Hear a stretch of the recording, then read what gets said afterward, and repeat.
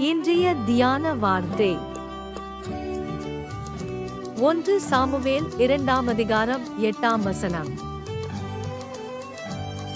அவர் சிறியவனை புழுதியிலிருந்து எடுத்து எளியவனை குப்பையிலிருந்து உயர்த்துகிறார்.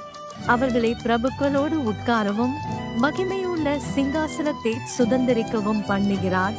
பூமியின் அஸ்திபாரங்கள் கர்த்தருடையவைகள், அவரே அவைகளின் மேல் பூச்சக்கரத்தை வைத்தார். 1 Samuel chapter 2 verse 8. He raises up the poor from the dust. He lifts the needy from the ash heap to make them sit with princes and inherit a seat of honor. For the pillars of the earth are the Lord's, and on them he has set the world. இயேசு கிறிஸ்து உங்கள் அனைவரோடும் கூட இன்றும் என்றும் இருப்பாராக. ஆமென்.